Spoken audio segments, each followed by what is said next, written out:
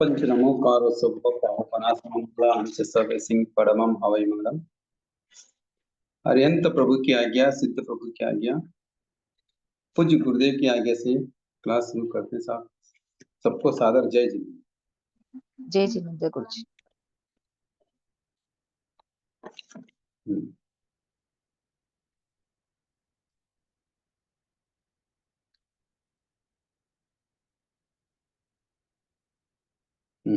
जय जिनेंद्र।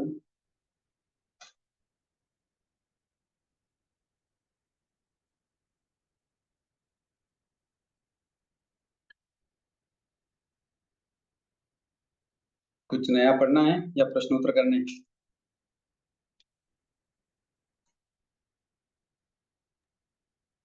फरमाइए ना। नया पढ़ना सर। चलो एक नई चीज पढ़ाते हैं, कुछ हटके पढ़ाते हैं ताकि आपके भगवान की इस चिनवाने पर श्रद्धा बढ़े। आज हम एक टॉपिक पढ़ाते, दिल में सोच रहा था मैंने क्या पढ़ाएंगे, तो एक टॉपिक समझ में आया कि वो आपको पढ़ाते हैं। ये जिन शासन का बहुत अच्छा टॉपिक है।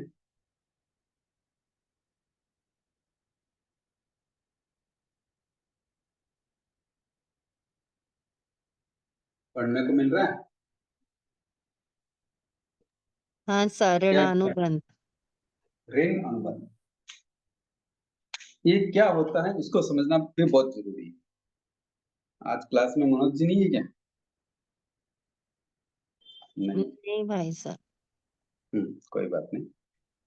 ऋण अनुबंध कोई जानता है? ऋण अनुबंध किसे कहते हैं?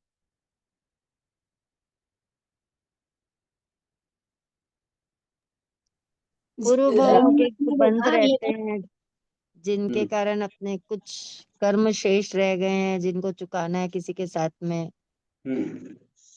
ये टॉपिक भी बड़ा अच्छा है और मैंने इसको देखा है, तो मैंने आप लोगों के साथ शेयर करने का सोचा कि इसको भी शेयर करेंगे तो अच्छा रहेगा। ये भी टॉपिक भी करीब एक सप्ताह 4 क्लास ले सकता है। अलग अलग बहुत अच्छे एग्जाम्पल भी हैं इसमें। शुरू करते हैं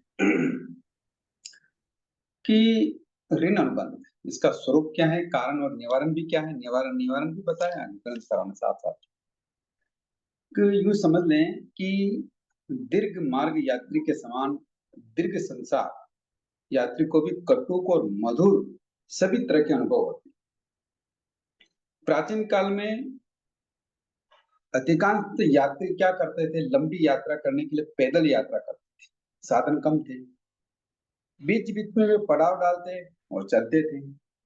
रात्रि विश्राम करके दूसरे दिन सुबह अपनी यात्रा वापस प्रारंभ करते थे। इस प्रकार जहां जहां वे पड़ाव डालते थे, उस गांव के लोग सज्जन होते तो उनका स्वागत करते, आहार पानी से और आवासीय सुविधा देकर उनकी सेवा करते। इसके विपरीत यदि पड़ाव वाले गांव के लोग दुर्जन होते या दुष्ट या उदंड या अपराध प्रकृति के होते, वे उन्हें लूट लेते या आगे खदेड़ देते, या आहार पानी देना तो दूर रहा, उन्हें अपने गांव में ठहरने के लिए भी स्थान नहीं देते। अथवा यूं कह दें कि लड़ाई झगड़ा या करके उसके साथ दुर्व्यवहार करते।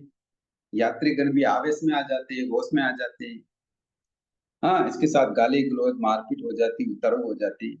इस प्रकार सुदूर मंजिल तक यात्रा में कई यात्रियों के कड़वे खट्टे मीठे अनुभव बन जाते हैं। उनमें से कुछ यात्रीगण इस प्रकार के भी होते हैं कि वे यात्रा के दौरान जिन स्थान पर पड़ाव डालते, वहां जैसी जैसी रहने खाने की सुविधा या असुविधा मिलती, उसके अनुसार अपने आप को संभाव में रखकर या एडजस्ट कर लेते, है ना, या फिर अपने आप को उस अनुसार ढाल लेते थे। अगर उस पड़ाव वाले स्थान के लोग खराब प्रकृति के झगड़ालू होते, तो वे भी उसके प्रति मधुरता से, प्रेम से, आत्मीयता से अपना बना लेते और अपने भाग्य के अनुसार सुख दुख की प्राप्ति मानकर अपनी लंबी यात्रा को पूर्ण करते। ठीक इसी प्रकार हमारी संसारी यात्रा जो है, उनके लिए भी ऐसी ही बात कही जा सकती है कि वे भी इसी तरह अपने कर्म के अनुसार एक गति से दूसरी गति में, एक योनि से दूसरी योनि में, और एकेंद्रीय से पंचेंद्रिय तक में, या पंचेंद्रियों में कभी देव में, कभी नारक में, कभी त्रिंच में, कभी मनुष्य में, ऐसा बनकर अपनी यात्रा हम क्या कर रहे हैं, करते रहते हैं, पूरी कर रहे हैं। संसारिक जीव यात्रियों को भी गतियों और जीवनों में, उन पड़ावों में अपने अपने पूर्व जन्म के बद्ध कर्मों के फलस्वरूप अच्छे या बुरे जीवों या व्यक्तियों के साथ वास्ता पड़ता है। वहां फिर वह जीव अपनी प्रकृति के अनुसार प्रत्येक जन्म में उन व्यक्तियों के साथ या अच्छा या बुरा व्यवहार करते हैं, पुनः शुभ अशुभ कर्म बंध करते रहते हैं। फल स्वरूप उनका भी अपने बंध अनुसार अच्छे बुरे व्यक्तियों से संबंध जुड़ता रहता है। इस बंध परंपरा की यात्रा काफी लंबी चलती रहती है। इस बंध परंपरा को ही धर्म परंपरा में ऋण अनुबंध कहा गया। थोड़ा बहुत तो समझ में आ ही गया होगा।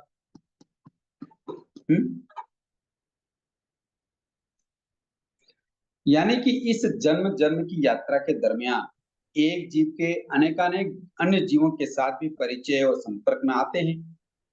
पूर्वबद्ध कर्म अनुसार वह जब उस भाव में उन अनुकूल प्रतिकूल प्रकृति वाले या दुष्ट अनिष्ट संयोगों और परिस्थितियों वाले जीवों से संपर्क में आता है तो वो उनसे जुड़ भी जाते हैं। तब उनके प्रति द्वेष या राग के तीव्र और मंदभाव परस्पर कर्मों का बंध होता रहता है। राग द्वेष की श्रृंखला का ही दूसरा नाम क्या है? ऋण अनुबंध। समझ में आया? जी हाँ। अब ऋण का अर्थ क्या? आगमकारों ने ऋण अनुबंध क्यों बताया? तो ऋण का अर्थ यहाँ कर्ज से हो सकता है। शाब्दिक अर्थ तो क्या हो सकता है? कर्ज, है ना। और अनुबंध का मतलब उसका अनुसरण करने वाला, यानी कर्ज के अनुसार अनुसरण करना, उस अनुसार फल देने वाला बंध। यानी राग से शुभ बंध होता है और द्वेष से अशुभ बंध होता है। शुभ बंध जब उदय में आता है तो उसका फल मधुर होता है और जबकि अशुभ फल उसका कटु फल होता है। इस प्रकार जन्म जन्म में या अन्य जीवों के साथ बार बार होने वाले शुभ और अशुभ अध्यवसायों परिणामों के कारण वह ऋण अनुबंध उत्तरोत्तर दृढ़ और दृढ़तर होता जाता है। समझ में आया? जी। वह पूर्वकृत शुभ या अशुभ कर्मबंध ही एक प्रकार का ऋण है। वह जिसके साथ पूर्व जन्म या जन्मों में बंधा है उसका फल भोग अगले जन्म या जन्मों में उदय में आकर उसी जीव के निमित्त से होता है। अर्थात उस पूर्वबद्ध शुभ या अशुभ ऋण को उतारने या वसूल करने के लिए वह जीव ऋण अनुबंधी जीवों के साथ सांसारिक संबंधों से जुड़ता है। कभी वो बेटा बन जाता है, कभी पिता बन जाता है, कभी माता बन जाता है, कभी बहन बन जाता है, कभी भाई बन जाता है, कभी चाचा काका बन जाता है, कोई माता पिता बनते हैं, कोई पति पत्नी। तो इस प्रकार से कोई ननंद भौजाई बन जाते हैं, कोई चाचा चाची बन जाते हैं, कोई मामा मामी बन जाते हैं, कोई मौसी भांजी बन जाते हैं, तो कोई देवरानी जेठानी बनते हैं। इसी प्रकार कोई शत्रु बन जाता है, कोई मित्र बन जाता है, कोई ग्राहक बन जाता है, कोई व्यापारी बन जाता है ना। तो आदि अनेक रिश्तों और संबंधों के रूप में आकर एक परिवार, कुटुंब, नगर, ग्राम, जाति, संप्रदाय, धर्म, समाज, संस्था, राष्ट्र से जुड़ जाते हैं। ये किसके कारण से जुड़ रहे हैं? एक दूसरे के ऋण अनुबंध के कारण। कई लोग इस मेले मिलन को आश्चर्य की दृष्टि से देखते हैं। इस मेल मिलान को क्या करते हैं? आश्चर्य की दृष्टि से देखते हैं। उनको अधिक आश्चर्य तब होता है जब वे किसी धर्मात्मा या नीति या न्यायपरायण या परोपकारी पिता के यहाँ क्रूर, उड़ंद, अविनीत, उड़ाऊ या दुर्व्यसनी पुत्र को जन्म लेते देखते हैं, अथवा इसके विपरीत बिल्कुल अनपढ़, गंवार, रूढ़िगत ग्रामीण पिता के यहाँ विद्वान, सदाचारी, विचारक, धर्मात्मा पुत्र का जन्म होते देखते हैं। ये आश्चर्यकारी घटनाएं हो जाती हैं। सच पूछें तो उनके पीछे पूर्व जन्मकृत ऋण अनुबंध का सिद्धांत ही कारण है। ऋण अनुबंध के सिद्धांत पर से यह भी स्पष्ट समझ में आ जाएगा कि अमुक जीव के प्रति अनुराग या आसक्ति या अमुक व्यक्ति के प्रति अरुचि या घृणा अथवा अमुक व्यक्ति के संयोग, अमुक के प्रति वियोग, अमुक व्यक्ति के साथ संबंध में सुख या दुख क्यों होता है और क्यों हुआ है, ये सारी बातें इस ऋण अनुबंध में हमें समझ में आ जाएगी। समझ में आया? जी। कल्पना करते हैं कि ऋण अनुबंध कैसे कैसे चुकता है और कैसे बंधता है। मान लीजिए कि एक जीव है जिसके एक भव का आयुष्य पूरा होने पर उस भव में वो जिन जिन जीवों से संबंध ऋण अनुबंध के रूप में जुड़ा है, उसके उदय में आने पर ही फल रूप में ऋण चुकाने से पहले ही उसे अधूरा छोड़कर शरीर त्याग करके परलोक चला जाता, क्योंकि मृत्यु का आगमन तो निश्चित है, किंतु कब आएगी यह अनियत है। ऐसी स्थिति में उस मृत जीव ने जो भी नया गति नामकरण बांधा होगा, उसी योनि में वह उस कर्म के उदय से जन्म लेता है। उस अगले जन्म में पूर्व ऋण अनुबंध चुकाने के लिए उन जीवों के साथ उसका संयोग या समागम होता है और पूर्वबद्ध कर्म के उदय में आने पर उनका फल भोगता है।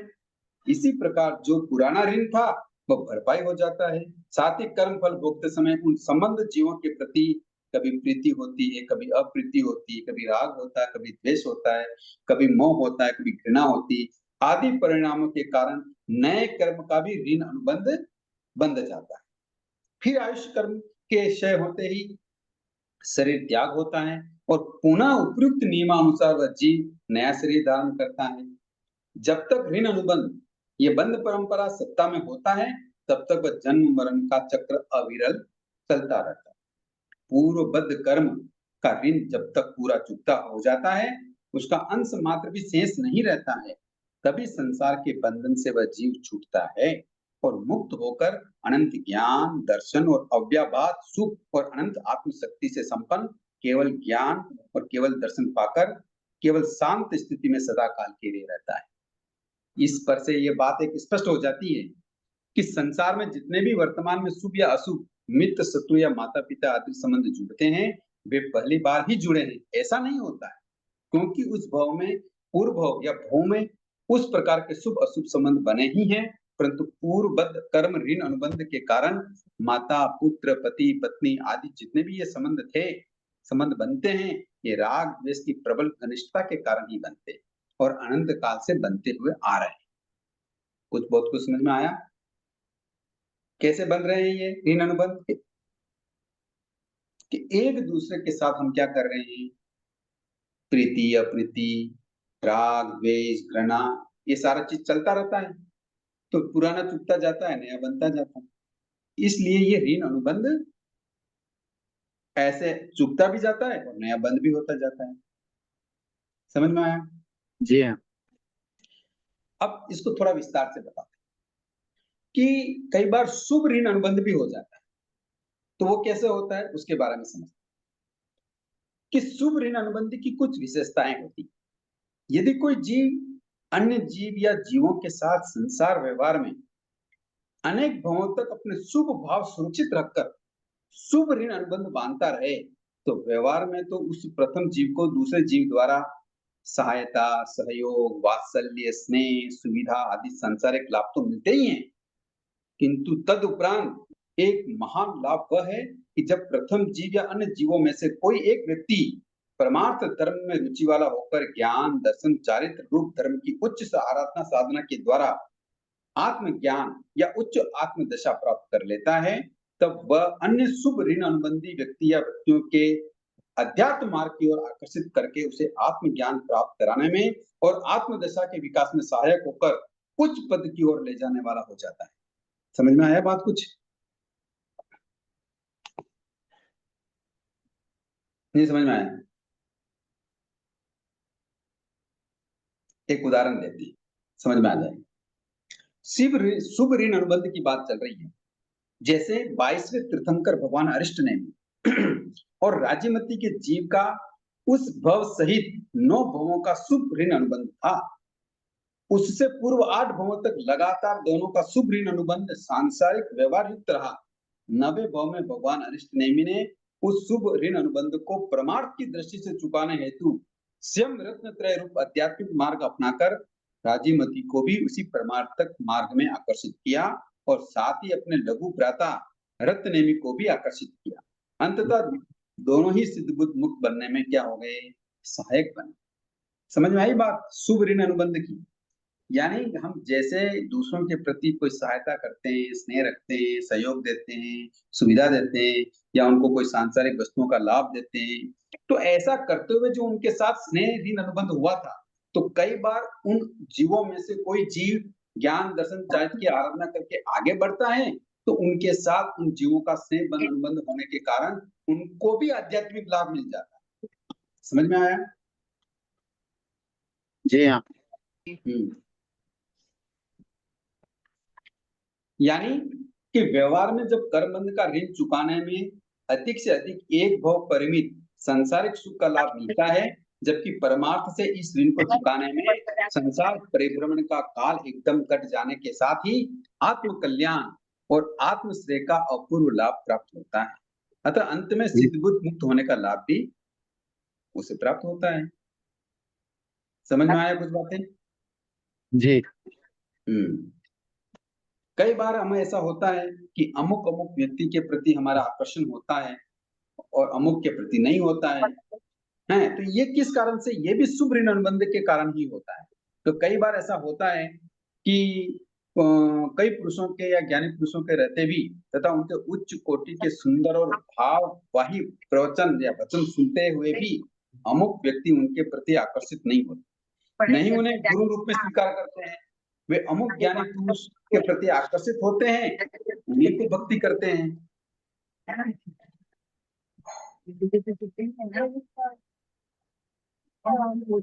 आवाज आ रही है थोड़ा। तो इस प्रकार क्या होता है, किसी के प्रति तो आकर्षित होते हैं और किसी के प्रति आकर्षित नहीं होते हैं। तो इसका कारण क्या है? यानी पूर्व शुभ ऋण अनुबंध से आकर्षित होकर जैसे गौतम स्वामी के उपदेश से प्रतिबुद्ध और वीरत होकर एक कृषक मुनि बन जाता है और उनके साथ भगवान महावीर के समोसरण में प्रवेश करते ही शुभ पूर्व ही अशुभ ऋण अनुबंध के कारण भगवान महावीर को देखते ही वह भड़क उठता है और मुनि वेश छोड़ के वापस चला जाता है। तो ये क्यों हुआ? तो पहले के पूर्व भाव में उनके अशुभ ऋण अनुबंध बंधे हुए थे। ये घटना सुनी कि नहीं सुनी पहले कभी?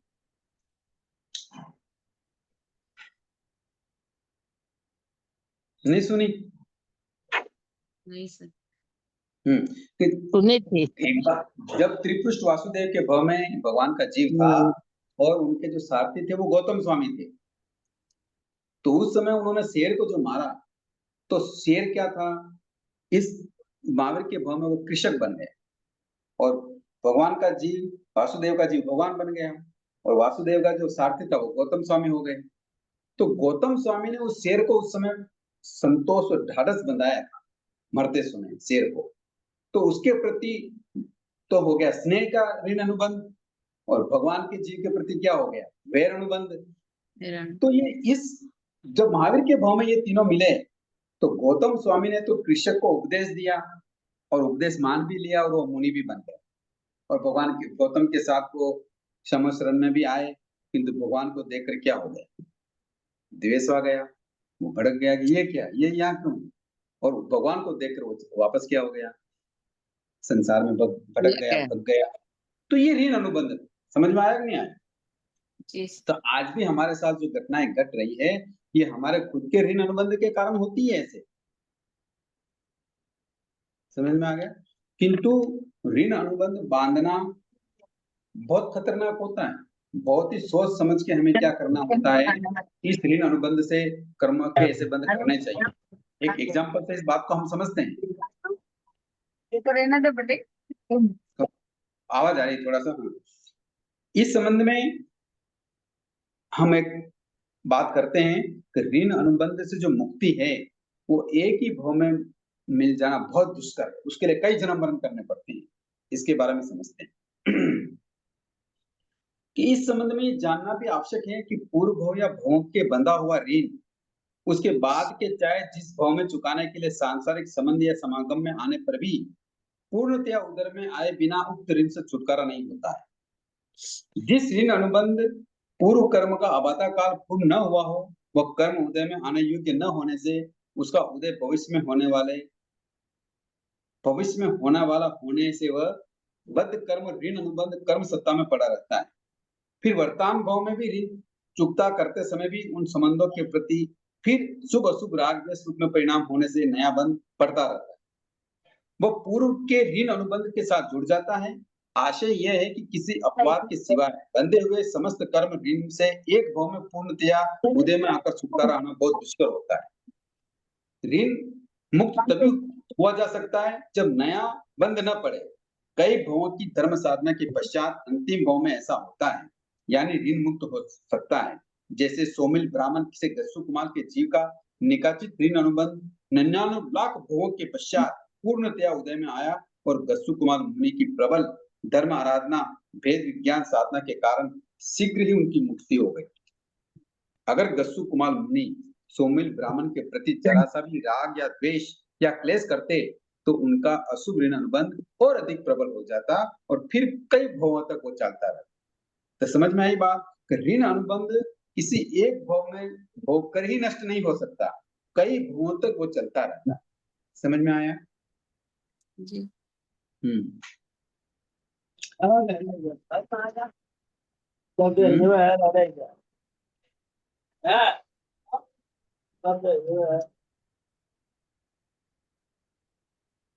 गुरुजी 99 लाख वर्ष के बाद आया क्या उदय में गस्सु कुमार का? हाँ जी, 99 लाख वर्ष नहीं, 99 लाख भव। 99 करोड़ 99 लाख शायद भव, ऐसे ही सुना हुआ है। हाँ कोई बात नहीं, हमारे यहाँ ग्रंथकार यही लिख रहे हैं 99 लाख भव के बाद। 99 लाख भव का मतलब होता है कि एक भव में अब आयु कितनी लंबी हुई होगी। कभी नहीं, वो वो नरक तो में भी गए होंगे, कभी कहीं गए होंगे, कहीं भी कहीं गए होंगे। तो आयु से क्या संबंध है? आयु का संबंध कैसे बैठेगा? यहाँ भव का संबंध बैठेगा ना। हेलो। हाँ हाँ Yes. गुरुजी। आयुष का संबंध तो एक भव का ही आयुष का पता लगता है, अन्य भव का आयुष का पता कैसे लगेगा? हाँ, तो हमने हमारी जो बात है वो है 99 लाख भवों की, आयुष की नहीं, तो उम्र की ये नहीं।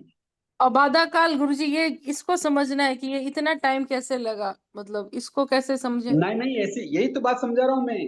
भाई देखो, कोई भी कर्म बंद हो गया तो उसका अबाधा काल तो आ जाता है, समय पर उदय में भी आ जाता है, किंतु हम वापस क्या करते हैं, अशुभ कर्मों का बंद करते रहते हैं ना, तो उसकी सत्ता खत्म नहीं होती। समझ में आया बात? हाँ हाँ समझ में आया।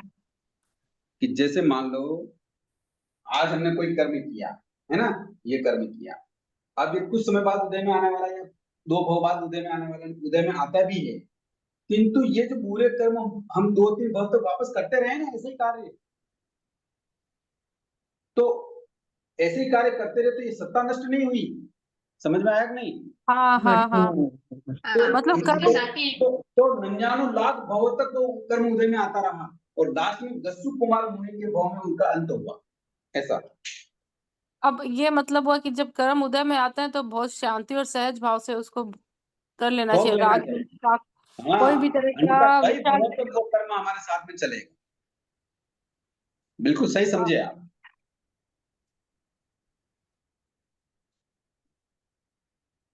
बिल्कुल सही समझ रहे हैं, ठीक है।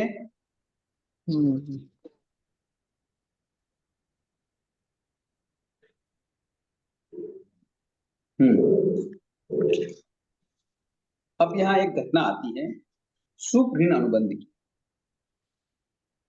वो हम देखते हैं कैसे होता है। दोनों बातें करेंगे, शुभ ऋण अनुबंध की बात भी करेंगे और अशुभ ऋण अनुबंध की बात भी करेंगे। ये दोनों सच्ची घटनाएं आपके सामने रखते हैं। मैंने सोचा था कि आज कोई सब्जेक्ट नहीं है तो चलो इस ऋण अनुबंध के बारे में भी आपको समझाएंगे, ताकि कर्म उदय में आए तब हम संभाव रख पाए। नहीं नहीं, अब बहुत अच्छा बहुत अच्छा आप निकाले। ये तो हम सुने ही नहीं इतना टाइम में कभी भी कि ऐसा भी कोई है क्या इसमें थोकड़ा टाइप का ये चीज। हम्म बस तो यही सुनते थे गुरुजी की अबाधा काल में पढ़े हैं तो आते हैं और खत्म हो जाते हैं। अब उसी एक कर्म का अगर ये लिंक बैठता बैठता इतना हो जाता है, ये फर्स्ट टाइम ही पता चला। हाँ, तभी तो 99 लाख भवों के बाद गस्सु कुमार के कर्म उदय में आया वही कर्म, क्योंकि उन्होंने ऐसे ऐसे कर्म वापस पुनः बांधते रहे, तो सत्ता से वो कर्म नष्ट नहीं हुआ। हाँ हम्म, जी गुरुजी। तो आज शुभ ऋण अनुबंध और अशुभ ऋण अनुबंध के बारे में बताते हैं और आगे भी कई चर्चा करेंगे। कि भटिंडा, भटिंडा नाम सुना आपने? जी पंजाब में एक शहर है भटिंडा। हाँ जी। जैन समाज के एक प्रधान वयोवृद्ध सुश्रावक श्री कुंदन लाल जी जैन सत्य घटना बता रहे हैं। सुसंस्कारी, सदाचारी, सेवाभावी, दृढ़ निश्चयी उनके 3 पुत्र थे। तीनों आज्ञाकारी थे, विनीत थे, सुशील हैं। उनकी पत्नियां भी धर्मानुरागिनी, पति परायणता, तप त्याग में अनुरक्त और साविकाएं थी। पति पत्नी दोनों धर्मपरायण, दानशील, समाज सेवा में यथाशक्ति अपने धन का सदुपयोग करते थे। देखो जो घटना है थोड़ा ध्यान से सुनिए।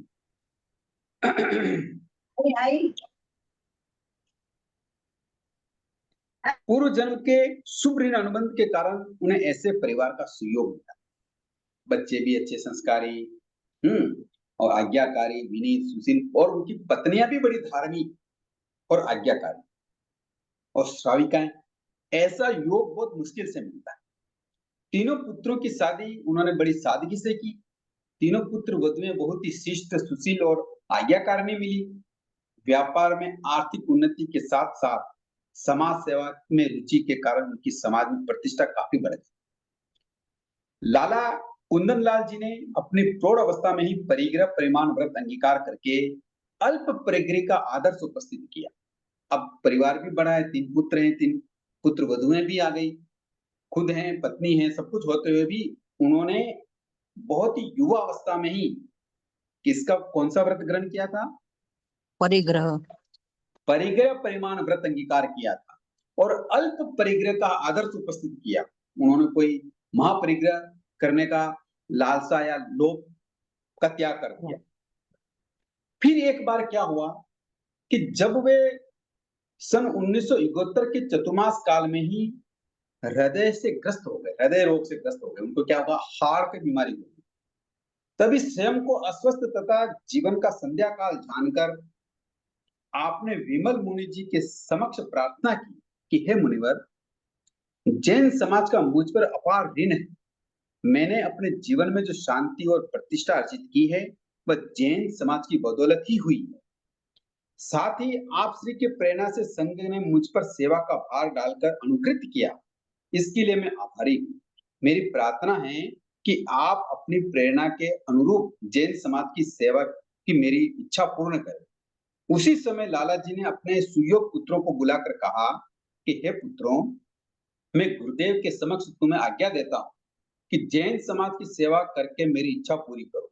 उसी समय उनके ज्येष्ठ पुत्र टेक चंद जी ने हाथ जोड़कर कहा, पूज्य पिताजी, हमारे पास जो कुछ भी है वह गुरुओं और आपकी कृपा का ही सुफल है, इसलिए आपकी आज्ञा शिरोधार्य होगी।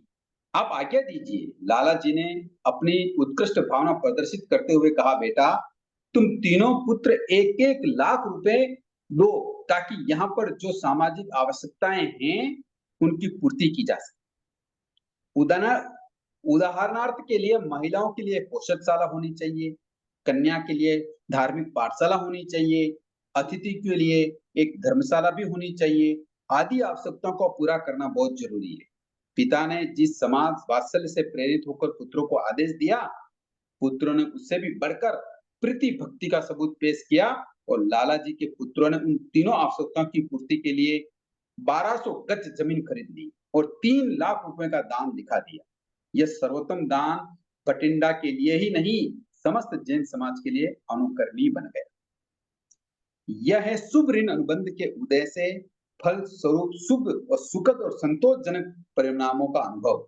पूर्वबद्ध शुभ ऋण अनुबंध के कारण उनके परिवार में परस्पर अनुकूल रहने की वृत्ति रही। सभी एक दूसरे के प्रति आत्मीयतापूर्ण व्यवहार रखते थे। संपर्क में आने वाले मनुष्यों के साथ भी वे अच्छे संबंध रखते थे। ये घटना समझ में आई कि पिता के आज्ञाकारी पुत्र और उनकी पुत्र वधुएं और सब कुछ ऐसी अनुकूलताएं मिलना कितना मुश्किल होता है। समझ में आया? तो ये शुभ ऋण अनुबंध है। ये क्या है? शुभ ऋण। बेटों से पिता ने पैसा तो लिया नहीं, लिया क्या, पर शुभ कार्य के लिए लिया। ऐसा शुभ अनुबंध उनका पूर्व में बंधा हुआ। तो अच्छा शुभ अनुबंध हुआ तो उनका जीवन भी क्या हो गया? शुभ बन गया, साताकारी आनंददायक बन गया। इसी प्रकार एक सच्ची घटना अशुभ उदय के कारण है, वो भी मैं बता दूं। सुनना, इसको भी बहुत अच्छी तरह से सुनना।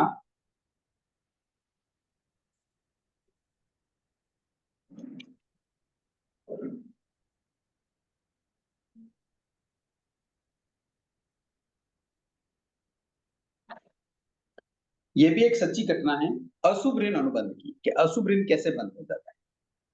कि कलकत्ता में एक छोटे से मकान में भाई बहन कई वर्षों से रहते थे। मेहनत मजदूरी करके वे गुजारा चलाते थे। एक दिन देर रात को एक अजनबी पंजाबी व्यापारी आकर दीनता पूर्वक उक्त भाई से रात्रि विश्राम करने के लिए अनुनय विनय करने लगा कि भाई मैं अब लेट हो गया हूँ, पंजाब वापस जा नहीं सकता हूँ, कलकत्ता में मुझे एक रात को रहने के लिए आप जगह दे दीजिए। पहले तो भाई ने बहुत टालमटोल किया, परंतु उसके गिड़गिड़ाते हुए कहा तो भाई ने उसे एक छोटी सी कोठरी में सोने का स्थान दे दिया कि ठीक है, रात भर तुम यहाँ सो जाओ। वह कुछ देर व्यापार तथा उसके पास माल खरीदने के लाई हुई जो धनराशि की बात करने लगा, फिर वो गाढ़ निद्रा में सो गया। मकान वाले भाई की बहन के मन में पाप जग गया। तो भाई बहन रहते थे, तो बहन के मन में क्या जग गया? पाप जग गया। अजनबी मुसाफिर के अशुभ ऋण अनुबंध के उदय से बहन ने उसकी गर्दन पर छुरा फेरकर मार डाला। बहन ने क्या किया? उस अजनबी व्यापारी की गर्दन पर छुरा चला के उसको मार डाला। थोड़ी सी देर में वह छटपटाकर मर गया।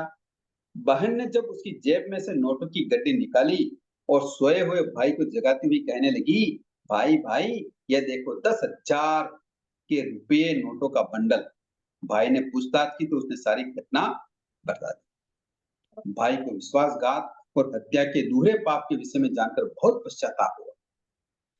उसने बहन को बहुत डांटा, परंतु बहन की ममतापूर्ण बातों में बहकर उसने नोटों का बंडल रख लिया। उस मकान के पास ही कचरे का ढेर पड़ा रहता था। वहीं एक गड्ढा खोदकर भाई बहन दोनों ने उस लाश को गड्ढे में दबा दिया। बात सुनना बड़े ध्यान से, ऋण अनुबंध कैसे चुकते हैं। ऊपर मिट्टी व कचरा डालकर जमीन बराबर कर दी। बात आई गई हो गई, क्योंकि अजनबी था, कौन पूछता कौन जानता, किसने कहा, कोई रजिस्टर तो था नहीं आज की तरह। आदमी को मारकर गड्ढे में डाल दिया। बहुत दिन बीत गए। उन रुपयों से उस भाई ने सराफे की दुकान खोली, व्यापार में काफी धन कमाया।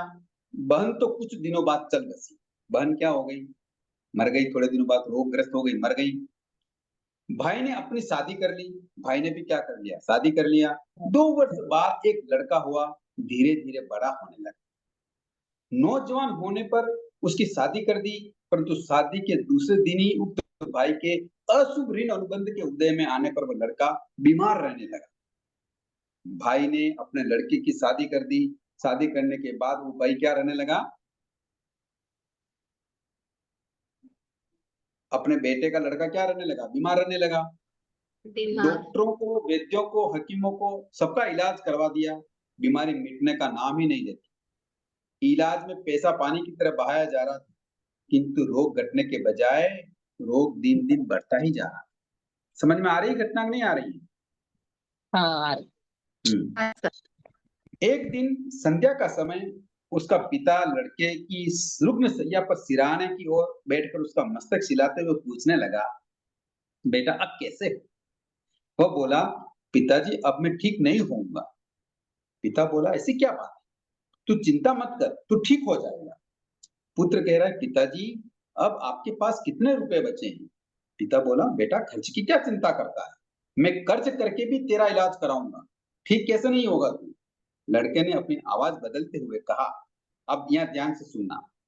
लड़के ने अपनी आवाज बदलते हुए कहा, पिताजी क्या आप उस पंजाबी को भी जानते हैं जो आपके यहाँ एक रात ठहरा था? पिता बोला, तुझे क्या पता उस पंजाबी का? लड़के ने कहा, वह पंजाबी मैं ही हूँ।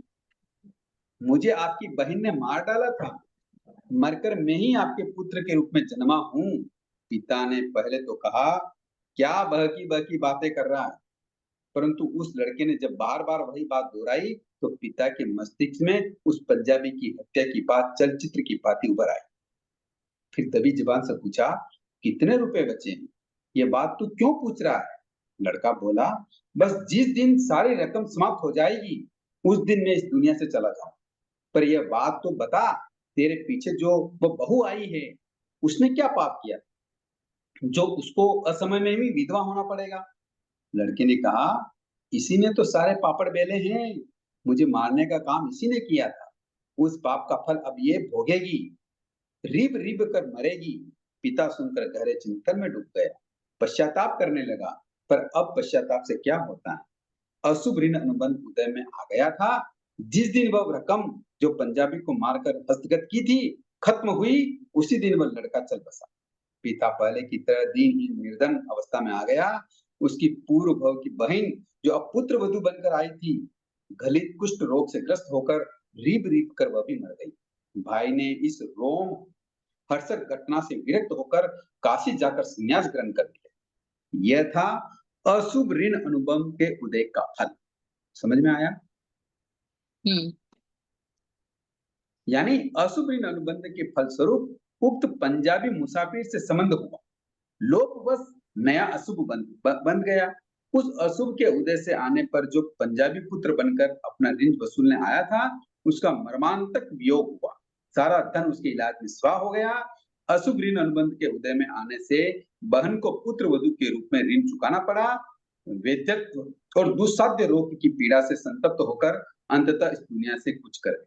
इस प्रकार परिवार में सास, बहू, ननंद, भौजाई, देवरानी, जेठानी, पति, पत्नी, पिता, पुत्र, माता, पुत्री, भाई, बहन, भाई, भाई आदि के बीच पूर्ववत अशुभ ऋण अनुबंध के उदय होने पर अनबन, मनोमालिन्य, क्लेश, लड़ाई, झगड़े आदि होते जाते हैं। समाज और राष्ट्र में भी दूसरे समाज और राष्ट्रों के परस्पर वैर, विरोध और युद्ध तक की जो नौबत आ जाती है, वह यही ऋण अनुबंध है, जिसमें हजारों लाखों निर्दोष व्यक्ति मर जाते हैं। एक ऋण अनुबंध के उदय के साथ दूसरे नए कर्मों का ऋण अनुबंध हो जाता है और भविष्य में उसका कटु फल भोगना ही पड़ता है। कि कई माता पिता स्वभाव से अच्छे होते हैं, किंतु पूर्वकृत अशुभ ऋण अनुबंध के कारण उनके लड़के उनका अपमान करते हैं, उनकी सेवा नहीं करते, उन्हें घर से निकाल देते हैं, उन्हें गालियां देते हैं, समाज में उन्हें बदनाम करते हैं। यह सब पूर्वकृत अशुभ ऋण अनुबंध का उदय है। उनके पुत्र पूर्व जन्म का ऋण चुकते हैं और नया अशुभ ऋण अनुबंध कर लेते। समझ में आया? बात समझ में आएगी? समझ में आ रही है? हाँ सर। इसी तरह ऋण अनुबंध होता है। एक ऋण अनुबंध तिरंज के साथ भी है। इसमें एक घटना तिरंज की भी बता रखी है, पर अब थोड़ा समय हो गया है, कोई प्रश्न उत्तर हो तो कर लेते हैं। तो कर्म का बंध करते समय हमें बहुत सावधानी रखनी चाहिए, ऋण अनुबंध नहीं करना चाहिए। और जो हमारे साथ घटना घट रही है उसको पूर्वकृत ऋण अनुबंध का कारण ही मानना चाहिए। समझ में आ गई बात?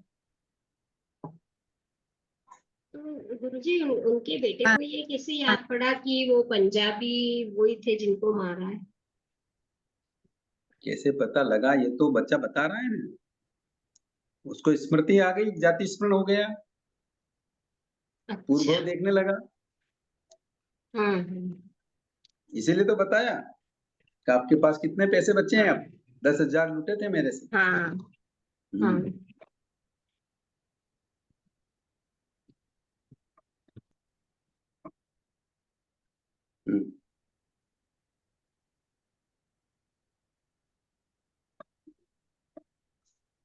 बोलिए, और कोई प्रश्न हो तो करिए। जय जिनेन्द्र गुरु जी। और अभी आपने बताया रुपए पैसे से ही ऋणानुबंध नहीं होता है, बातचीत से, रोज के ऐसे बातों से भी इससे भी होता हो है। सकता है। अभी एक हर तिरंज बात की सोच बात, समझ कर तिरंज का करनी ऋण चाहिए। अनुबंध मैं नहीं सुना रहा हूँ, कम हो गया कि तिरंज के साथ ऐसी घटना घट गई कि उसको बेल बनकर ऋण चुकाना पड़ा। ये भी सच्ची घटना है, उसको भी जाति स्मरण हुआ है। अच्छा। आगम के प्रश्नों पर भी है ऋण अनुबंध।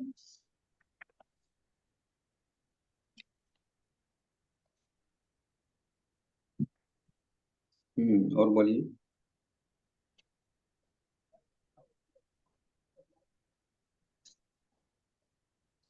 तिरंज के साथ भी ऋण अनुबंध हो जाता है। कई बार देव भाव में भी ऋण अनुबंध हो जाता है, तो कई बार देव भी कष्ट देते हैं। कई बार तिरंज के साथ हो जाता है तो तिरंज के यहाँ हमको बेल बन के कुछ भी बन के उनका ऋण चुकाना पड़ता है। कई तरह से ऋण अनुबंध बनते हैं।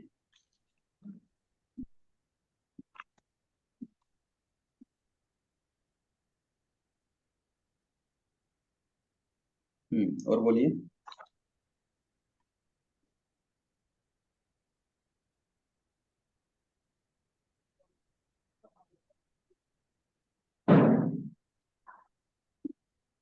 कोई प्रश्न करिए।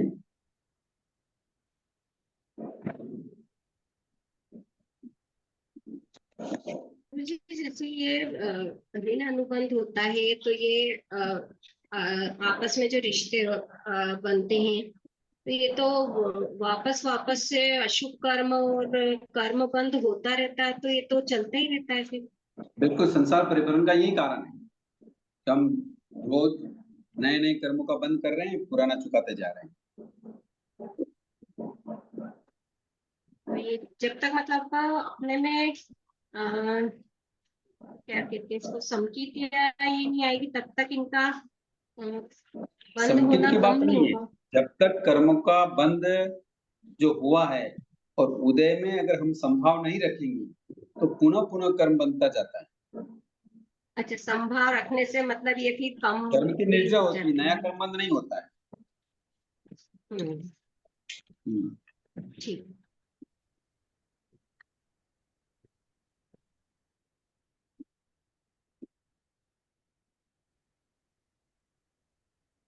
हम्म,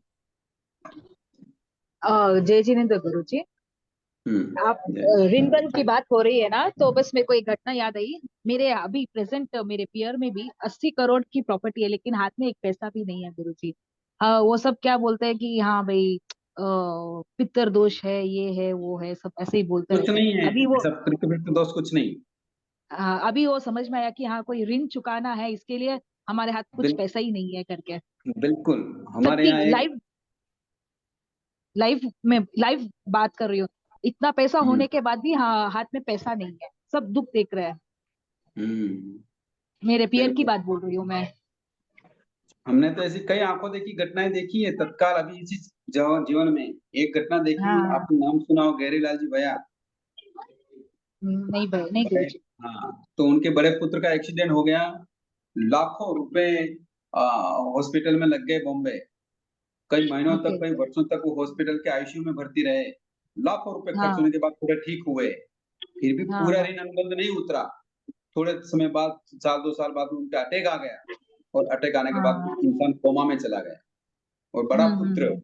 अभी शादी हुई है, बच्चा हुआ उसके 2-3 साल का ही है, हम्म और हम्म, कई वर्षों तक वो कोमा में रहे और लाखों हम्म, रुपए खर्च हो गए। बराबर। और मेरे फिर उनकी जैसे उनका दादाजी ऋण 80 अनुबंध साल टूटा, जैसे ही ऋण हाँ। अनुबंध टूटा और वो मर गए। मेरे दादाजी को भी ऐसे ही हुआ, कुछ बीमारी नहीं थी, 80 साल के थे। लास्ट में उनके 3 लाख या ऐसे कुछ खर्च हो गए, और फिर उनको उनका देहांत हो गया। एक बीमारी नहीं, एक बीपी शुगर कुछ भी नहीं, 80 साल तक तो। हम्म, 4th फ्लोर तक वो जाते थे, उनका रूम वहां पे था, वो सब होता था। और उनका घर पे लेकर आए, वो उनके रूम के बाहर ही गुजर गए। उनको वहां जाना था, उनके रूम में बहुत जीव अड़ा हुआ था वैसे। ऐसे होते हमारे हैं यहाँ गुरुजी। कानौर में एक अनिल जी बाबेल हैं, जैन हैं, उनके एक पुत्र हम्म हुआ था। पुत्र हम्म, अपंग था, हाथ और हाँ। पैरों दोनों से अपंग था, अच्छा। किंतु उन्होंने उस पुत्र की बहुत तबीयत से सेवा की। और हम्म। अभी वो 16-17 साल का था और 4-5 साल पहले गुजर गया, हमने भी देखा। और इतनी दुर्गंध मारता था, हम्म। पसीने में दुर्गंध, पेशाब में दुर्गंध, लेटरिन में दुर्गंध। कोई उसकी खुद की सगी माँ उसके पास जाने से कतराती थी, किंतु ये भी अनुज ऋण जी बंध का ही समझदार असर है थे, क्या गुरुजी? जानकार थे, वो उसकी खूब सेवा हम्म। करते। ये भी ऋण पाउडर बंध का ही वाउडर लगाना, असर है ये क्या लगाना, गुरुजी? तो उनका ऋण अनुबंध चुक गया। हाँ बोलिए। अच्छा। नहीं, ये भी ऋण बंध का ही असर है क्या गुरुजी? बिल्कुल, ऋण अनुबंध का ही असर है। पैसा लगता है, हाँ बीमारी में पैसा नहीं हाँ, लगता है। लगता है गुरुजी। क्यों, मेरी एक हम्म, बुआ है, वो 3 दिन की थी, वो ना मेरे एक बुआ के हाथ से नीचे गिर गए, उनकी नस दब गई। वो अभी भी जिंदा तो है, 50 साल के ऊपर है, लेकिन वो उनकी शादी नहीं करवाई, क्योंकि आधा दिमागी है, उनको ऐसे सब पता है, लेकिन वो सहन शक्ति नहीं कर पाते ऐसे, फिर नहीं ऐसे ही है, कवारे ही है, लेकिन वो अभी तक जिंदा। दादा दादी दोनों गुजर गए, लेकिन अभी तक वो जिंदा, उनका ऋण चुका नहीं है अभी तक शायद। बिल्कुल। वे सब हम खुद अपने किस पत्नी के साथ हैं, माता पिता के साथ हैं, भाई के साथ हैं, देवरानी के साथ हैं, किसी के भी साथ हैं, तो ये सब ऋण अनुबंध ही है। हाँ मैं पूरी मेरी फैमिली में ये सब देख सकती हूँ। आप जो जैसे समझा रहे हैं ना, वैसे वैसे मेरी आंखों के सामने वही आ रहा है, बस सच है करके। इसलिए सभी के साथ स्नेह पूर्वक रहें। मैं तो कई बार कहता हूँ, स्वाध्याय में बराबर। जाता हूँ तो लोगों से कहता हूँ कि आपको लगता है कि मेरी सास अच्छी नहीं है, आपको लगता है कि मेरी देरानी या जेठानी अच्छी नहीं है, आपको लगता है कि मेरे हम्म। पति अच्छे नहीं है, किसी को लगती है कि मेरी पत्नी अच्छी नहीं है, और रोज घर पे लड़ते झगड़ते हैं। तो मैं उनसे ये हाँ। कहता हूँ कि आपको अगर ये पसंद नहीं है, तो अगले हम्म। भाव में भी इनके साथ रहना पसंद करेंगे क्या? नहीं गुरुजी, इधर ही चुकाना नहीं पड़ेगा हमको, करेंगे। संभाव रख अगर के। अगले भाव में इनके साथ रहना पसंद नहीं करेंगे, तो अभी इनके साथ ठीक से रह जाओ। हाँ बराबर। अभी इनके साथ ठीक से रह जाओगे, स्नेह से रह जाओगे, संभाव पूर्वक रह जाओगे, ये जो हाँ। कह रहे हैं उनको सुन लोगे, एडजस्ट हो जाओगे, तो ये ऋण अनुबंध यही हम्म। खत्म हो जाएगा। हाँ, हमारे साथ कुछ ऐसा होता है तो हम सहन करके रह जाना, वापस रिएक्ट नहीं करना, वही होगा ना संभाव बिल्कुल नहीं रखना, करना। मतलब। अगर रिएक्ट हाँ वही। करोगे तो फिर अगले जन्म में हाँ। वापस आमना सामना हाँ, फिर होगा। से भव बंधेगा। बराबर बराबर। इसलिए ऋण अनुबंध जो अगर ग्रंथकारों ने बताया है कि अगर कर्म उदय में आ गया है तो संभाव से सहन कर जाओ, इसी में हमारी भलाई है। हाँ गुरुजी। और बोलिए, किसी का प्रश्न हो तो? ये टॉपिक किस में आता है, ये वाला चीज, जैसे कर्म ये प्रकृति में कर्म आता कर्म विज्ञान में है। देवेंद्र मुनि जी महाराज साहब की बुक है कर्म विज्ञान, उसमें बहुत सारे टॉपिक है। मैंने तो केवल 2 टॉपिक सुनाए। इसमें अच्छा। तिरंज के साथ भी ऋण अनुबंध कैसे होता है, कैसे उतरता है, सच्ची घटना बता रखी है। देवता के साथ भी कैसे ऋण अनुबंध होता है, वो भी सच्ची घटना बता रखी वो कल करेंगे ना गुरुजी अपने, है। कल तो नहीं होगी क्लास, मंडे। मंडे को। मंडे नहीं, ट्यूसडे, मंगलवार को होगी। हाँ ठीक।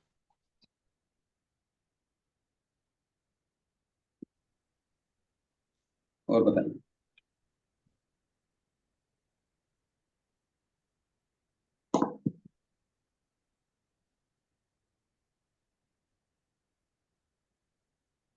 कोई प्रश्न हो तो करिए, समय है 10 मिनट का।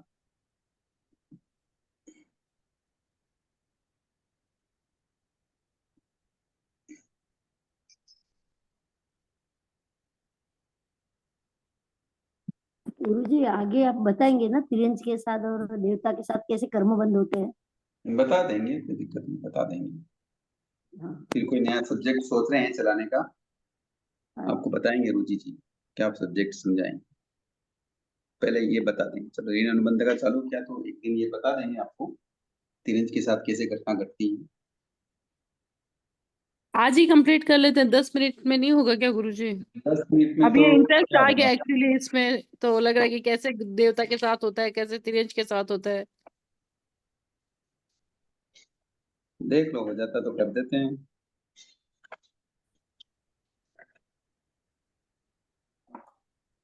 देख सुना देते हैं, 10 मिनट है, चलो 5-7 मिनट ऊपर खींच लेंगे। कि मनुष्य का संगीत तिरंज पंचेंद्रिय जीवों के साथ भी ऋण अनुबंध का उदय देखा जाता है। शुभ उदय के साथ समय कुत्ता, घोड़ा, हाथी इत्यादि पशुओं का अपने मालिक के साथ इतना प्रबल राग होता है कि वे अपने मालिक के और मालिक के परिवार के लिए संकट के समय प्राण होमने तक के लिए तैयार हो जाते हैं। जोधपुर के रातानाडा मोहल्ले में, नाम सुना होगा, एक वफादार कुत्ते के संबंध में सुनते हैं कि वह इतना वफादार कुत्ता था कि मनुष्य ने अपने रिश्तेदार को कर्ज चुकाने हेतु वह कुत्ता दे दिया। मालिक के कहने पर वह कुत्ता उस व्यक्ति के साथ चला गया। उसके घर की चौकसी वह कुत्ता बहुत मनोयोग पूर्वक करता था। एक दिन इस नए मालिक के घर में रात को चोर घुस आए। चोरी करके बहुत सा माल गठरी बांध कर ले गए। कुत्ते ने चुपचाप वह देख लिया और उन चोरों के पीछे चुपचाप गया। चोरों ने जहाँ गड्ढा खोदकर धन की गठरी गाड़ी, उस स्थान पर देखकर वह अपने दूसरे मालिक के पास लौट आया। सवेरे उस मालिक को पता लगा कि बहुत सा माल चोरी हो गया। कुत्ता उस मालिक की धोती को मुंह में खींचकर चलने का इशारा करने लगा। मालिक समझदार था, वह कुत्ते के पीछे पीछे चलता रहा। जहां चोरों ने धन गाड़ रखा था, वहां पहुंचकर कुत्ते ने मुंह से खोदने का प्रयास किया। मालिक ने गड्ढा खोदा तो उसे अपने यहाँ से चुराया और सारा धन मिल गया। मालिक उक्त कुत्ते पर बहुत प्रसन्न हुआ और एक चिट्ठी उस कुत्ते के पुराने मालिक के नाम लिखी कि आपके दिए हुए वफादार कुत्ते ने मेरी चोरी में गया हुआ धन वापस प्राप्त करा कर दिया है। अतः मेरा कर्ज भर गया है, मैं खुशी से इसे आपकी सेवा में भेज रहा हूँ। ये चिट्ठी कुत्ते के गले में बांध दी और उसे कहा, बेटे तुम अपने पुराने मालिक के पास जाओ, मैं तुम्हारी सेवा से बहुत संतुष्ट हूँ। कुत्ता खुशी से उछलता हुआ अपने पुराने मालिक के पास पहुंच जाता है, तो उसने कुत्ते को यूं ही बीच में ही नए मालिक को छोड़कर आए हुए देखकर अत्यंत क्रुद्ध हो गया। लाठी का जोरदार प्रहार किया कि मैंने तो उसको दिया था पैसे के एवज में और तू उसकी सेवा छोड़ के मेरे पास आ गया। तो जोरदार लाठी का प्रहार किया। प्रहार इतना तीव्र था कि कुत्ते की वही चीख निकलकर दम टूट गया। पुराने मालिक ने उसके गले में बंधी हुई चिट्ठी खोलकर देखी और उसमें लिखी इबारत पढ़ी तो सिर पीट लिया। तो हाय, मैंने ये कैसा अनर्थ कर डाला। एक वफादार और निर्दोष कुत्ते को मार डाला, किंतु अब पछताने से क्या होता है। कहते हैं उस मालिक ने उसी रातानाड़ा तालाब के पास में अपने वफादार कुत्ते का एक स्मारक बनाया, जो आज भी उसकी वफादारी की स्मृति करा देता है। तो समझ में आया, यह था मनुष्य के पूर्व शुभ ऋण अनुबंध के उदय से फलस्वरूप वफादार कुत्ते का संबंध जुड़ना, किंतु मनुष्य के द्वारा अविवेक के कारण अशुभ ऋण अनुबंध का बांधना, मनुष्य के द्वारा मनुष्य भाव में दूसरे मनुष्य के प्रति अन्याय अनीति से अशुभ ऋण अनुबंध बांध लेने के पश्चात आगामी भाव में उसके उदय में आने पर उस ऋण को ऊंट बनकर चुकाने का भी एक उदाहरण है। जैसे ये तो हो गया शुभ अनुबंध का। अब अशुभ अनुबंध कैसे होता है तिरंज के साथ, ये भी देख लो। तो तेमाजी और रामाजी दो भाई थे, दोनों खेती करते थे। पहले तो दोनों का एक ही खेत था, दोनों भाई और दोनों के पारिवारिक जन साथ साथ रहते थे। किंतु एक दिन दोनों भाइयों में किसी छोटी सी बात को लेकर अनबन हो गई। दोनों ने खेत का बंटवारा कर लिया। बड़े भाई ने छोटे भाई के साथ चालाकी करके अपने हिस्से में अधिक उपजाऊ और अच्छा खेत रख लिया। छोटे भाई को कम उपजाऊ और साधारण सा खेत दिया। छोटे भाई की पत्नी ने जब अपने पति को शुद्ध होकर समझाया तो उसने कहा, बड़ा भाई पिता तुल्य होता है, हमें उसके साथ झगड़ा नहीं करना, जैसा हमारे भाग्य में था वैसा हमें मिल गया। इस प्रकार छोटे भाई ने बड़े भाई द्वारा किए हुए अन्याय और पक्षपात को सह लिया, किंतु बड़े भाई का रवैया नहीं बदला। बड़े भाई की पत्नी का स्वभाव अच्छा था, उसने पति को बहुत समझाया, फिर भी वह नहीं माना। इस अशुभ ऋण अनुबंध के उदय में आने पर मरकर वह एक राजा की पशुशाला में ऊंट बन गया। कौन? बड़ा भाई। उसकी पत्नी अपने शुभ अदवशय से शुभ ऋण अनुबंध के उदय से कारण मरकर उसी राजा की पुत्री बन गई। समझ में आ रही? राजकुमारी अपनी पशुशाला में छोटे से ऊंट शिशु के साथ खेलती कूदती, उसके सिर पर हाथ फिराती, अपने हाथ से घास खिलाती, नीम की पत्तियां खिलाती। राजा ने अपनी पुत्री का ऊंट शिशु के साथ परस्पर आत्मीय भाव देखकर निश्चय कर लिया कि राजकुमारी को विवाह में ये दहेज के रूप में उसको ऊंट भेंट करूंगा, क्योंकि इसका बचपन से ही क्या है, छोटे ऊंट के साथ अच्छी मैत्री है, तो मैं उसकी विवाह करूंगा तो उसको यह ऊंट उसको साथ में दे दूंगा। युवा अवस्था आने पर राजकुमारी का विवाह पूर्व ऋण अनुबंध के उदय से फलस्वरूप उसके पूर्व भव के देवर, किंतु वर्तमान में एक राजकुमार के साथ। पहले तो वो देवर था, हैं, तो अब वो भी राजा का कुंवर हो गया। तो उस राजकुमारी का भी क्या उस राजकुमार के साथ क्या हो गया, संबंध हो गया। दहेज में राजकुमारी को अन्य सामान के साथ उसके पिता ने वह ऊंट भी दिया जो अब जवान हो चुका था। राजकुमारी अपने पति के साथ उसी सुंदर सुसज्जित ऊंट पर बैठकर अपने पियर से ससुराल को विदा हुई। अनेक बाराती, नौकर, चाकर आदि भी साथ में थे। कई मंजिल चलने के बाद एक दिन दोपहर को धूप में तेजी आ जाने से बारात ने गांव के बाहर आम्र कुंज में पड़ाव डाला। वहीं एक कुआं था, पानी की सुविधा थी, अतः कुछ बाराती भोजन बनाने में लगे, कुछ आराम और गपशप करने में लगे। वर वधु को आम्र कुंज के नीचे बिठा दिया गया। वर का बैठे बैठे मन नहीं लग रहा था, तो वो बारातियों में जा मिला। अकेली वधु आम्र कुंज की ओर टकटकी लगाकर देखने लगी। उसे वह आम्र कुंज, वो कुआं, वह खेत अत्यंत परिचित और प्रतीत लगा। करे यार, यहाँ तो मैं कहीं पहले भी आई हुई, पहले भी बैठी थी, यहाँ कुछ न कुछ संबंध है। ऐसी ऊहापोह करते करते उसे पूर्व जन्म की स्मृति हो गई, जिसके कारण पिछले जन्म की समग्र घटनाएं चलचित्र की भांति उसकी आंखों के सामने आ गई। पिछली घटनाएं क्या थी? क्या थी? ऊंट उसका पति था। पति ने अरे छोड़ दोनों कर भाई दिया। थे, भाई खेती थे। बाड़ी करते थे, हाँ दोनों हाँ। साथ साथ रहते थे, है ना। इस प्रकार की वो सारी स्मृतियां उसको आ गई, और वही खेत था उसका जहाँ आज जी। वो आम्रफल के नीचे बैठी है। समझ में आया? ये सारी चीजें उसके आंखों के सामने तैरने लगी। उसने दूर से आती हुई एक अधेड़ महिला को देखकर पहचान लिया कि यह मेरी पूर्व जन्म की देवरानी है। उसके पास में खड़ा हुआ लड़का उसका पूर्व गोवर्धन है। फिर राजकुमारी ने उस महिला को संकेत करके अपने पास बुलाया। उसके पास आने पर प्रेम से उसके पास बिठाकर उस महिला का, उसके पति का, उसके ज्येष्ठ आदि का अद्योपान सब परिचय दिया। उस महिला ने जब सारा वृत्तांत सुना तो आश्चर्य से आंखें फटी की फटी रह गई। उसने जब ये जाना कि ये राजकुमारी मेरी पूर्व जन्म की जेठानी है, तब अन्याय और पक्षपात करने में प्रवीण और अपने भूतपूर्व जेठ के विषय में पूछा, तो राजकुमारी के पास ही बैठे हुए ऊंट की ओर इशारा करते हुए कहा, तुम्हारे जेठ जी को अपने छोटे भाई के साथ कपट, झूठ और गेहूं की चोरी और ईर्ष्या आदि के कारण अशुभ ऋण अनुबंध के उदय के फलस्वरूप ऊंट की योनि मिली है। अब ये अपने छोटे भाई जो अब राजकुमार हैं का ऋण चुकाने के लिए जीवन भर उनका बोझ ढोते रहेंगे, यानी ऊंट बन के उनको बोझ ढोते रहेंगे, उनकी सवारी के काम आते रहेंगे। मैं इन्हें मुक्त करना चाहती हूँ, लेकिन कर्ज चुकाए बिना वे हरगिज मुक्त नहीं होंगे। राजकुमारी ने फिर अपने पूर्व भव की देवरानी उक्त महिला को अपने गले का स्वर्ण हार देते हुए कहा, मेरे सिर पर भी चोरी से ये जो अन्न में लाते थे उसे खाने के कारण जो कर्ज चढ़ा है, उसके बदले में तुम्हें यह हार देती हूँ, यह हार तुम रख लो। दोनों महिलाओं की ये सारी बातें पास में बैठा हुआ ऊंट भी सुन रहा था, समझ रहा था। जाति स्मरण ज्ञान हो जाने से उसे भी अपने पूर्व जन्मकृत पापों का ज्ञान हो गया था। अतः उसने भी मन ही मन ठान लिया कि मेरा छोटा भाई और मेरी पत्नी मुझ पर सवारी करे, इस अपमान को मैं नहीं सहूंगा। मुझ पर भी बैठेंगे तो मैं उठूंगा, मैं चलूंगा भी नहीं। क्या सोच रहा है वो मन में बैठा बैठा। भोजन से निवृत्त होकर जो ही राजकुमारी और उसका पति ऊंट पर सवार हुए, और राजकुमार ने ऊंट को उठने का संकेत दिया। काफी प्रयास के बाद भी जब ऊंट नहीं उठा और मार खाता रहा, तब एक बार तो दोनों उतर पड़े। राजकुमार दूर हट गया तो राजकुमार ने प्यार से ऊंट की गर्दन पर कोमल हाथ फिराया, फिर कान के पास मुंह ले जाकर स्नेहपूर्ण शब्दों में समझाया, पिछला कर्जा चुकाए बिना छुटकारा नहीं होगा। मरने से कर्ज नहीं उतरेगा। ऐसी जिद करके मरने से में तो तुम्हें कुगति मिलेगी। कर्जा तो फिर भी चुकाना पड़ेगा।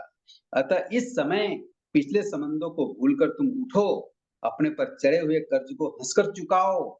राजकुमारी के प्रेमपूर्ण युक्ति संगत शब्दों को ऊंट पर अचूक प्रभाव पड़ गया। तभी राजकुमार को उसने ऊंट पर बैठने का संकेत किया, स्वयं भी बैठी।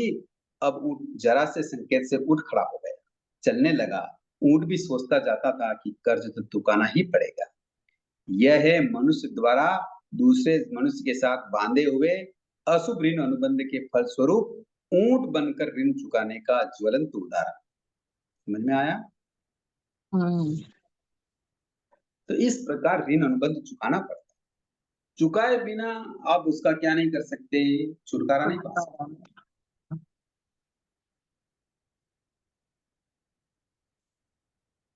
समझ में आया? तो इस प्रकार क्या है, ऋण चुकाना पड़ता है।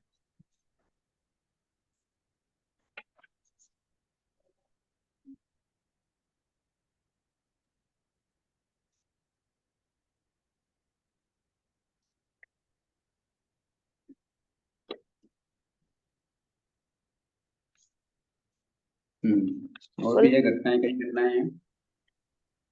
चलो कुल ठीक मिला है। और कोई प्रश्न? इस भाव में नहीं हुआ तो अगले भाव में, लेकिन ऋण चुकाए बिना मुक्ति नहीं है। बिल्कुल नहीं। हमारे यहाँ अरिष्टनेमी भगवान का उदाहरण है, पारसनाथ भगवान का उदाहरण है, जी। महावीर भगवान का उदाहरण है।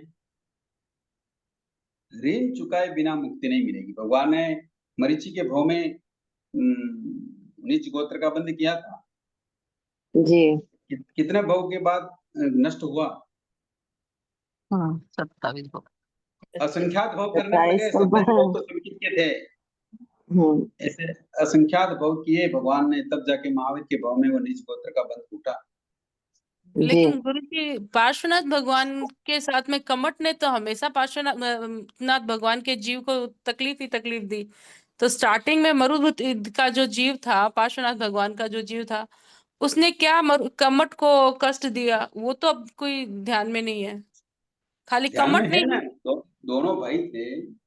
और हाँ पारसनाथ का जो मरुभूति का जो जीव था, उसकी पत्नी और कमट के बीच संबंध बन गया था। हाँ मतलब कमट बड़ा भाई था, हाँ मरुभूति छोटे भाई थे। जी। तो बड़े भाई का अब खुद की पत्नी के साथ संबंध बना, ये भगवान मतलब भगवान के जीव ने देख लिया था हम्म। और इसकी शिकायत उन्होंने राजा से की थी। और कमट को राजा ने बहुत कठोर दंड दिया था, कालामुख किया, गधे पर बिठाया, नगरी में घुमाया और नगर छोड़ने के लिए आदेश दे दिया। उस समय वो परिव्राजक बन गए। कौन? कमट। तो उस समय भी भगवान के मन में आया, देखो मैंने बहुत गलती कर दी, राजा को नहीं कहता तो अच्छा था, उनका क्यों अपमान कराया, उनको क्यों दंड दिलाया। उसके बाद उसको पश्चाताप हुआ। तो पश्चाताप के लिए भी वो कमट के पास गए, किंतु कमट ने जैसे ही उन्होंने सिर अपने उनके चरणों में रखा, कमट ने पास पड़ा हुआ बहुत बड़ा पत्थर उठा के भगवान के ऊपर दे मारा। भगवान ही मरणांत हो गए। तो एक बार का जो ये ऋण अनुबंध बंध गया, तो भगवान को 8 भवों तक इसकी सजा मिलती रही। और सजा की खासियत देखिए, भगवान को एक तरफा संभाव रखना पड़ा। जब जब भी आमना सामना होता, कमट का जीव नरक में चला जाता, भगवान देवलोक में चले जाते, वापस उनका मनुष्य भाव में मिलना होता, और एक तरफा भगवान तो मुनि बन जाते थे। यही और तो कमट का जीव कभी शिकारी बनता, कभी नाग बनता, कभी हाथी बनता और भगवान को प्राणांत कष्ट देता। गुरु जी, समझ यही में तो, आया? ये तो संभाव के साथ भगवान ने सहन किया, एक भाव में भी नहीं छूटा। वही कह रहा हूँ, एक भाव में भी ऋण चुका नहीं, सत्ता से नहीं गया वो, इसलिए आमना सामना होता रहा। और जिसमें और मरुभूति पार्श्वनाथ के के भाव में जीव ने भी तो वो ऋण चुका। मरुभूति के जीव ने तो गुरु जी उस टाइम सही तो डिसीजन लिया, जो भी किया राजा को बोला सही था। अपन को लगता है सही है, ये सब कर्म के अनुबंध हैं, पूर्व भव के अगर उसने कर्म के सही अनुबंध भी हैं। किया तो इसीलिए तो कमट ने अपने भाई की पत्नी के साथ बुरे विचार लाया, तो ये भी कर्मों का ही उदय था। इसलिए मैं एक बार कहा करता हूं अपने क्लासों में कि क्रोध करने का कारण कितना ही जायज हो, समझना मेरी बात को, कि क्रोध करने का कारण कितना ही जायज हो, यानी सच्चा हो, उसका परिणाम कटु ही आता है। समझ में आई बात? जी गुरु जी। आप कह रहे थे ना, ये तो उन्होंने क्या किया, गलती थोड़ी की, उन्होंने तो राजा को बताया। किंतु ग्रंथकार क्या बता रहे हैं कि क्रोध करने का कारण भी कितना भी जायज हो, कितना ही सच्चा हो, नहीं हाँ उन्होंने गलती की, क्रोध बनता है यहाँ, किंतु उसका परिणाम क्या आता है बताओ? उसका परिणाम कटु ही आता है, बुरा ही आता है। समझ में आया? जी गुरु जी। इसलिए कर्मों को बंद करते हुए सोचिए, विचार कीजिए। और सबसे सरल बात क्या है कि जिससे कोई भी बात हो रही है, कहीं भी गड़बड़ हो रही है, तुरंत उससे क्षमा मांग लो। चाहे हमें लगे कि नहीं लगे हमारी गलती है ही नहीं, तो भी उससे आप पहले पहल करके क्षमा मांग लो, आपका ऋण अनुबंध यही खत्म हो जाए। ऋण अनुबंध तोड़ने का एक ही कारण है कि आप क्षमा मांग लो। चाहे आपको जायज नहीं लग रहा है, कि अपनी गलती भी नहीं लग रही है, किंतु पूर्व के ऋण अनुबंध का बंधा हुआ ये कर्म उदय में आ रहे हैं, ये हमें समझना पड़ेगा। समझ में आया? नहीं तो क्या होगा कि इस भाव में तो भले ही आप मान लो पावरफुल हो ना, ज्यादा होशियार हो, या सामने वाला कमजोर हो, तो अभी तो आप धाक जमा लोगे, किंतु ऋण थोड़ी चुक गया है। अगले भाव में वो ऐसी कंडीशन में आएगा कि मजबूरी में आपको उसके साथ क्या करना पड़ेगा, उसका ऋण चुकाना पड़ेगा। चाहे वो बेटा बन के आ गया तो वो भी हो जाएगा, रोगी मिल जाएगा, क्योंकि उसके भी कर्म को उदय में आ रहे हैं, आपके भी कर्म उदय में आ रहे हैं। या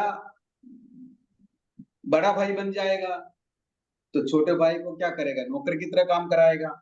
जेठानी बन जाएगी तो देरानी को साथ लड़ाई झगड़े होंगे। कभी सास बन जाएगी तो सास बहू लड़ेगी। समझ में आ रही बातें? हाँ इसलिए आज भी कोई घटना अगर घट रही है तो पहल कर लो क्षमा याचना, मुझसे क्षमा है, सोने से पहले क्षमा याचना करके फिर सो। तो भाई साहब मतलब जैसे जो मरुभूति के जीव ने जो राजा से शिकायत की या राजा के सामने बात रखी, तो वो नहीं रख के वहां पे क्षमा कर देना और क्षमा मांग लेना वो करना था, तो ये ऋणानुबंध नहीं बनता। नहीं बनता, छोड़ देता परिवार का, ठीक है भाई के साथ संबंध हो गया तो चलो उनको आनंद से रहने दो, मैं मुनि बन जाता हूँ, छोड़ देता हूँ घर, चलो तुम रहो, उससे मैं जाता हूँ। जब तुमको आपस में ही रहना है, मेरे रहने की क्या जरूरत?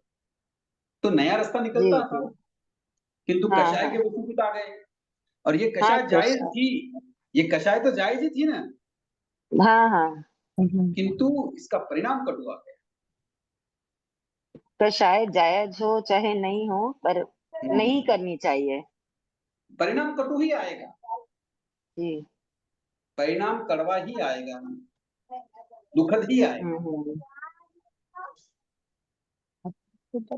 अगर ऐसा हो गया हो तो तुरंत क्षमा मांग लो, रात को सोने से पहले उनसे मिल लो, भाई गलती, बात खत्म। जी। और पारस देखो, ऐसी घटना घटने के बाद मरुभूति कमट के पास गया, पश्चाताप आ गया उसको, नहीं मैंने गलत कर दिया, मैं भाई के साथ क्या कर दिया, बड़े भाई साहब ने, घर की बात बाहर नहीं करनी थी। क्षमा याचना करने के लिए गए, उनके चरणों में भी वो झुक गए, किंतु कमट ने क्या, पत्थर मार के उनकी हत्या कर दी। तो तो गुरुजी एक तो बार उस अगर टाइम बंद हो गया हो तो जाना उसका चाहिए, परिणाम बड़ा कटु आएगा। हाँ बोलिए। तो उस टाइम तो उनके सारे कर्म क्षीण हो जाने चाहिए थे, जबकि नहीं कमट के नहीं, जो ऐसा नहीं होता, बंद हो गया ना भाई, बंद तो पहले हो गया, क्षमा याचना का कारण बाद में आया। इसीलिए जब गलती का एहसास हो जाता है तो बंधे हुए कर्म जब उदय में आते हैं तो उनको सहन करने की क्षमता भी आ जाती है। किंतु अगर पश्चाताप, प्रायश्चित या आलोचना नहीं हुई होती है तो फिर आमना सामना भी होता है। समझ में आया बात? आप कल्पना करो कि गस्तु कुमार मुनि का जीव अभी बच्चा है, योग मतलब जवानी में है, बच्चे ही था, 8-10 साल के थे, और सुबह प्रवचन सुना, दीक्षा ले ली दूसरे दिन, और इतना बड़ा कष्ट उनके सिर पे अंगारे कैसे सहन हो गए बताओ? अभी उन्होंने कोई अध्ययन भी नहीं किया, कोई अंग उपांग नहीं पढ़ा। समझ में आ रही मेरी बात? हाँ, क्योंकि आलोचना पश्चाताप उन्होंने की पूर्ण भाव में होगी। इस बात की आलोचना प्रायश्चित कर ली थी, इसलिए जो कर्म उदय में आया उनमें वो सामर्थ्य आ गई, वो शक्ति आ गई उस कर्म को सहन करने की। इसीलिए तो ये प्रत्यक्ष उदाहरण है, पारसनाथ के भाव जीव ने जब क्षमा याचना आ गई, पश्चाताप के भाव आ गए, हाँ अपनी गलती स्वीकार मान ली, तो भी 8 भावों तक जब उनका आमना सामना हुआ तो एक तरफा उन्होंने क्षमा रख ली, तो कर्म निर्जित हो गए। अगर ऐसी क्षमा भावना, ऐसी प्रायश्चित के भाव नहीं आते तो कमट के और भूमि के क्या होता था, मुकाबला हो, तो मोक्ष नहीं जाते भगवान, फिर संसार में परिभ्रमण करना पड़ता। इसलिए क्षमा करना बहुत जरूरी, क्षमा मांगना बहुत जरूरी। कर्म तो बंध गया, उदय में आएगा, उसका कुछ नहीं हो सकता। भगवान की वाणी है, करान कमन मुक्का थी, किए हुए कर्मों का भोग किए बिना तो छुटकारा है ही नहीं। किंतु उस कर्म को उदय के समय संभाव रख लेना, ये तभी संभव हो पाएगा जब उस कर्म को स्वीकार कर लें, यानी पश्चाताप कर लें, हाँ ये मेरे से गलती हुई।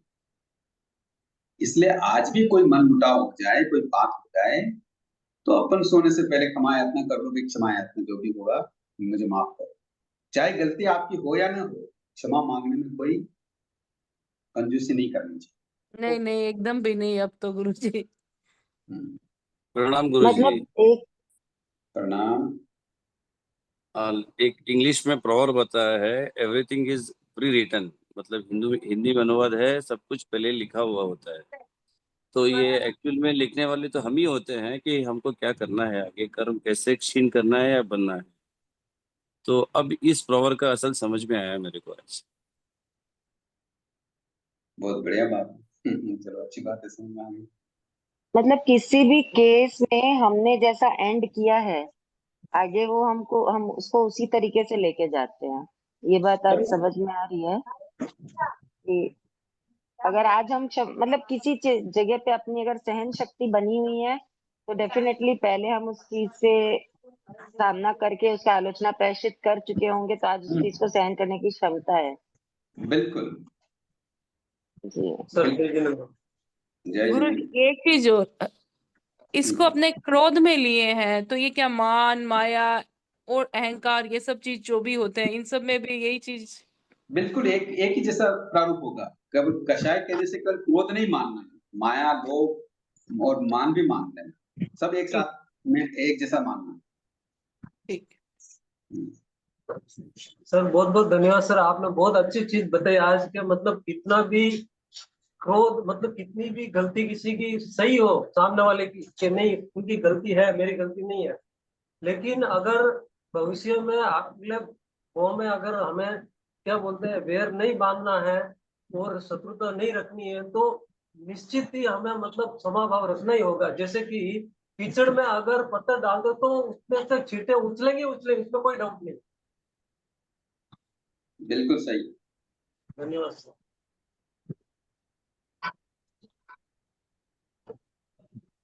बहुत अच्छा विषय था भाई साहब, बहुत बहुत आभार आपका। और बहुत बहुत धन्यवाद। और जय अगली जय। क्लास का अगली क्लास अगली का क्लास बता दीजिए मंगलवार आप। से।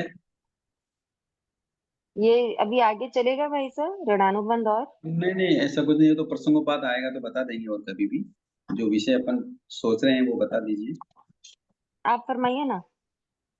हाँ, हम सोच रहे हैं कि अब आप सबको गुणस्थान स्वरूप के बारे में बताएं, क्योंकि गुणस्थान स्वरूप बताएंगे तो वैसे बताया अभी गुणस्थान भी, अपने जीव स्थान गुणस्थान मार्गण स्थान बताया, उसमें बहुत संक्षिप्त में बताएं, तो थोड़ा सा विस्तार बताएंगे कि गुणस्थानों में कैसे कैसे चीजें होती हैं, तो आपको अच्छा समझ में आएगा। तो अगला विषय हम रखेंगे गुणस्थान का थोपड़ा।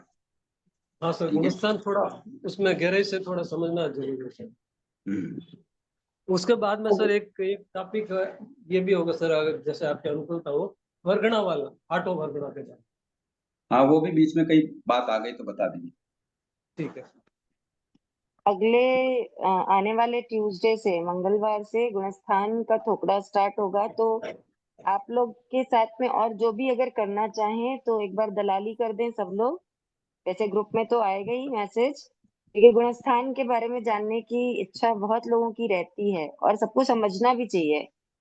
अपनी आत्मा की उन्नति के लिए गुणस्थानों के बारे में जानेंगे तभी अपन उस तरफ पुरुषार्थ कर पाएंगे, तो सभी ध्यान देंगे इस बारे में।